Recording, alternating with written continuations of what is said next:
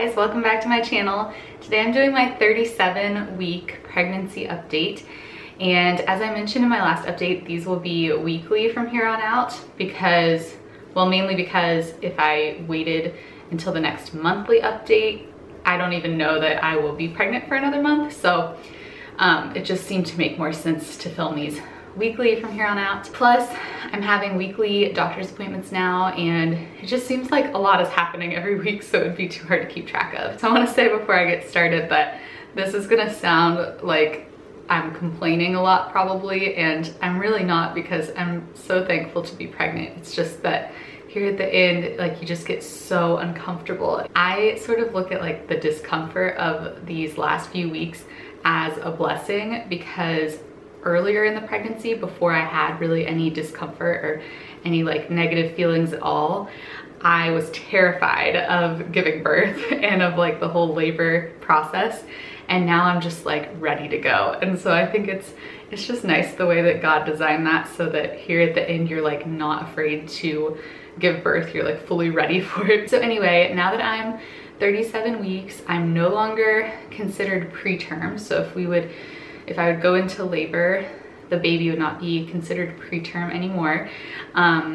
Still not considered full term until 39 weeks. So they call this early term, meaning like it would be fine if he was born now, but he's not completely fully cooked, but like practically so. In fact, a lot of times when people have a scheduled C-section, like if they're having twins or some kind of complication, they'll schedule it for 37 weeks. So yeah, anytime now. The main symptom that I've been having this past week is just fatigue. And if you guys have been following all of my pregnancy updates, you'll remember that was my one and only symptom the first trimester. It was like the strongest symptom. And I haven't had morning sickness my entire pregnancy. So thankful for that. But I have had fatigue, and it's really bad. I mean, like I just can't get through the day. And sometimes like I'll wake up and I'll be up for like an hour and I'll feel like I could go back to sleep. Yesterday, for example, I was just dragging all day. Like I just couldn't get the energy to do anything. My midwife explained to me that progesterone, it is up the most in the first trimester and the last trimester, and it dips down during the second trimester. So that's why pregnant women always feel the best during the second trimester. And so that hormone makes some people sick and gives them morning sickness. And apparently for me, it just makes me tired. The difference though between now and the first trimester is that I've also got all of this like physical discomfort just because of like my size. I didn't have that obviously first trimester. So yeah, this one is definitely my least favorite. Sleep is definitely becoming more and more of a struggle, which could also be contributing to how tired I feel, I guess. I have to get up and pee like multiple times per night now, which I didn't used to have to do. It's just hard to get comfortable now because I'm so big and my belly's so big. The Snuggle definitely helps. Like it's a must, I think, for the stage of pregnancy. It's one of those like pregnancy pillows. I also still get heartburn here and there, depending. It's not every night, but I do still tend to get that every so often. Another thing is I'm hot all the time, and poor Wes is always like freezing. This morning he was like, do you care if I turn the thermostat up a little bit? And I was like, are you serious? Like I'm melting. So yeah, it's just, in where I live, it's like we went from snow to like super humid and sweaty, and there was no transition time. And so yeah, I'm just like so hot all the time, constantly sweating. That's why my hair, like I just did it air dried, because the thought of like drying my hair or using like a hot tool on my hair, I was just like, I can't, it's too hot. Because of that, another thing is I just feel really gross all the time. Like I feel like I need multiple showers per day, because I just, like the second I get out of the shower, I feel like I start sweating again.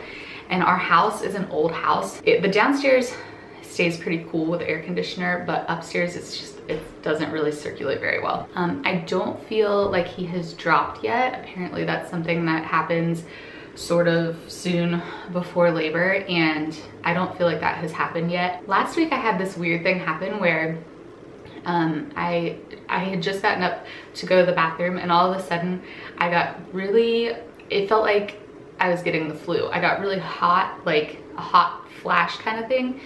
and really nauseous. And for a minute, I thought for sure I was about to throw up. And it was really weird, and it only lasted like 5 or 10 minutes max, and then it was gone. And I was like, what was that about? And so I mentioned it to my midwife, and she said that's like a common symptom here at the end.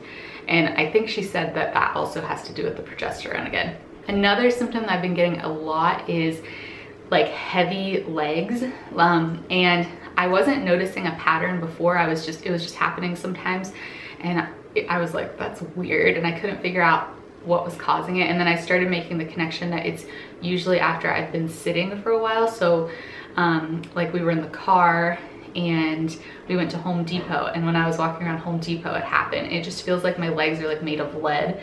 And so I mentioned that to my midwife, and she said that has to do with circulation during this stage. Like if you've been sitting, the blood kind of settles in your lower part of your leg or your feet, and then so when you get up, it like takes it a while for the blood to come back up, and so that's what makes your legs feel really heavy. I also get like, I don't know if you'd call it lightheaded, but just kind of generally like weak feeling easily. Like I have to, you know, sit down if I've been standing for a little while. We're still going on walks when we can, but my midwife said to try to stay out of the heat, so sometimes we just go like in the evenings. I'm like much slower than I used to be. I used to be a pretty fast walker, and Wes would like struggle to keep up with me, and now it's the other way around. I run out of breath and I just get kind of like weak and tired. Also, sometimes the baby will push on my sciatic nerve, and my midwife pulled up a picture of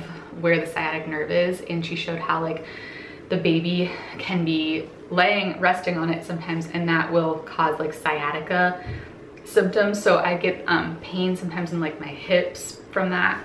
Or if I'm laying, like you have to lay on your side when you're pregnant, you know, and sometimes whichever side I'm laying on, that leg will like go to sleep. So yeah, I've been having a little bit of that, not a lot, but it's been enough that I've noticed it. Usually around now is when the nesting phase starts, and I do feel like it has started for me. I haven't had enough energy to like, I would love to just scrub the floors and stuff, but it's like the energy holds me back. But I have been cleaning more lately, and I just find that like messes and dirt and clutter and just like general ugliness around the house really bothers me a lot more than before. So I do think like the nesting thing is starting to kick in. As far as like food and cravings, I think I mentioned this in my last video too, but here towards the end, my tastes have completely changed. Like the whole rest of the pregnancy, I didn't have any taste preferences or differences. It was all just the same as before. Now I definitely do. Like the thought of vegetables and meat, especially like those two things, which are kind of like healthy eating, does not sound good to me at all. Pretty much all I want is like carbs and dairy and sweets, which is not good. My appetite has gone down, so I'm more tired than I am hungry now. So I'm not eating as much like quantity wise, but I just don't want healthy food, which is not good. As of this morning, I've gained 37 pounds. I think my weight is actually going down because like I said, I'm not eating as much as I was. So I'm wondering if I'm gonna end up right at about 35 pounds, which was kind of like my goal, just because that's like what they consider a healthy weight gain for my height.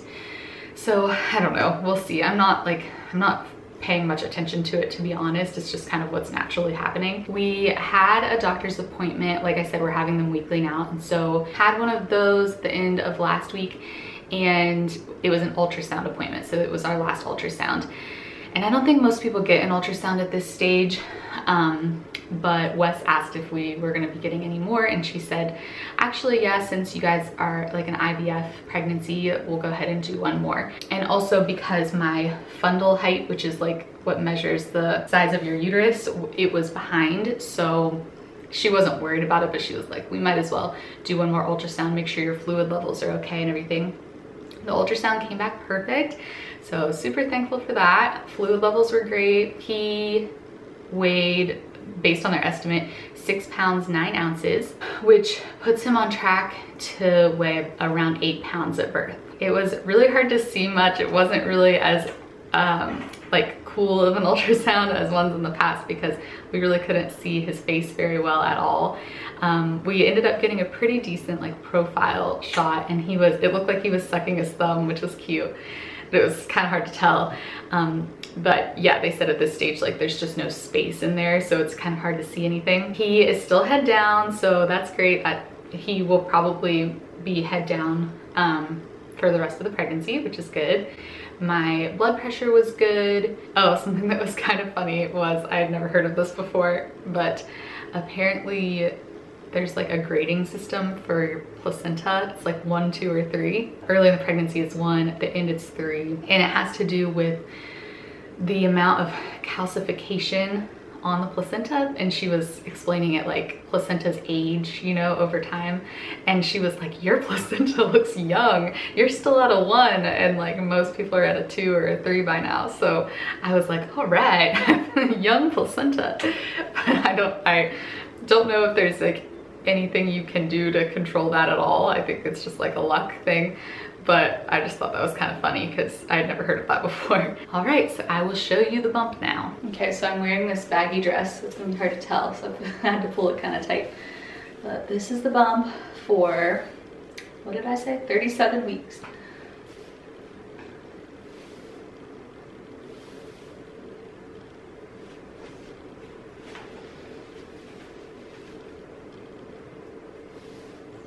Thanks so much for watching, guys. I will be back next week for my 38-week pregnancy update, assuming I don't go into labor. And yeah, please be sure to subscribe if you haven't already, and I'll see you in my next one. Bye.